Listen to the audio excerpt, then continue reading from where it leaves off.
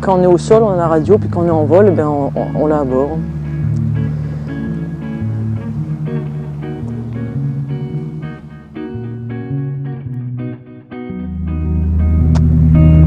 Et puis, voilà. Dernièrement, le chat, le chat du terrain. On a été chercher un chat à la SPA, on s'est dit, est-ce qu'un chat va tenir sur un terrain? C'est pas évident, un chat ou un chien, est-ce qu'on va pas aller courir sur les pistes, etc.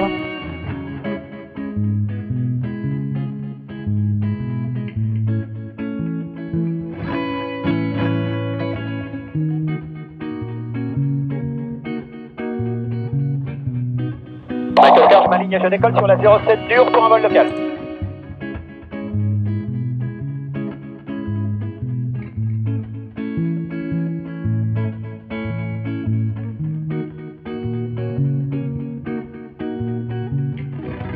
C'est pas un coq, c'est un chat.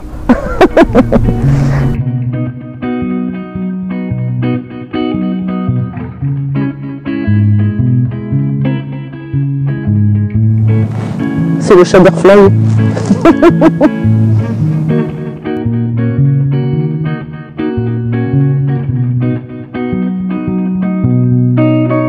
On n'a pas de clé. Voilà, après il faut démarrer. Oui, démarrage. Ah. Hélice dégagée. Voilà. On va pas démarrer, ne vous inquiétez pas. Mise en route. Donc, comme d'habitude, en premier, qu'est-ce qu'on va regarder? Si les réservoirs d'essence sont ouverts. Ensuite, tu déroules ta checklist. Procédure de démarrage. Les robinets d'essence. Tu mets tes ceintures et tu vérifies. Tu vérifies que les freins soient verrouillés. Les magnétos sont enclenchés. Hop, tu peux démarrer et tu vises 2000 tours.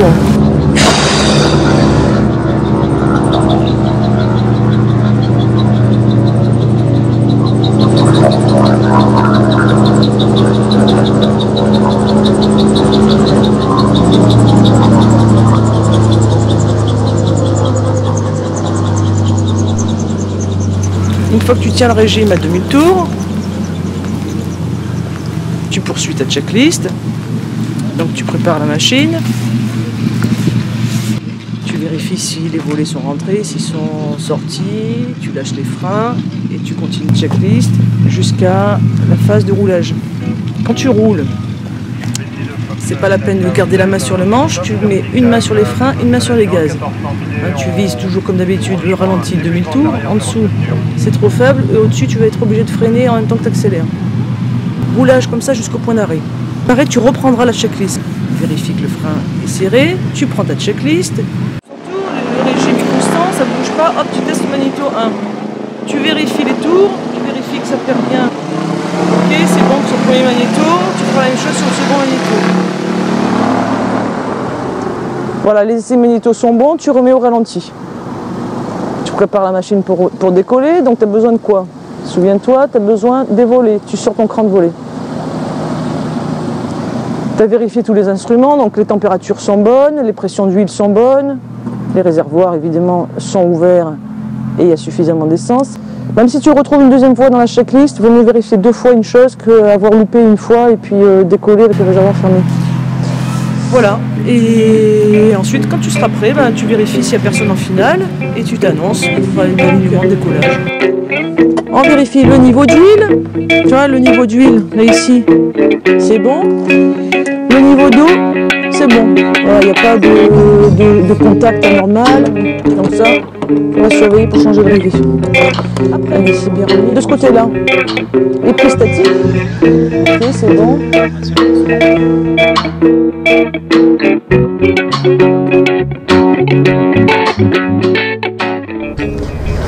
Alors, comment je suis arrivée là? D'abord, je suis passée par Creil. Parce que je travaillais à Paris et puis le week-end, j'allais dans l'Oise. Et donc, j'ai passé devant une base aéronautique. Et je me suis dit, bah, allons voir si on peut faire de la formation avion. Et puis, donc, de fil en aiguille, j'ai passé mes formations avion, hélicoptère, ULM. Ça a donné les cours théoriques au sol. Et puis j'ai continué à voler pour moi en avion. Et puis j'ai commencé à passer une formation d'instructeur pour devenir instructeur ULM. Et voilà comment je suis arrivée ici.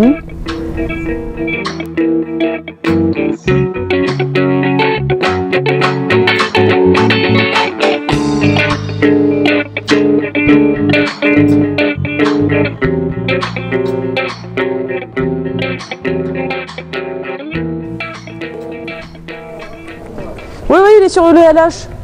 Ouais, ok. Allez, bonne fin de journée, au revoir. Et attention au décollage de la victoire à 0,4. Ouais, bon week-end. Ah, lundi, d'accord. Lundi, tu viens voler? Ouais, parce que la météo, je sais pas. Ah oui, d'accord.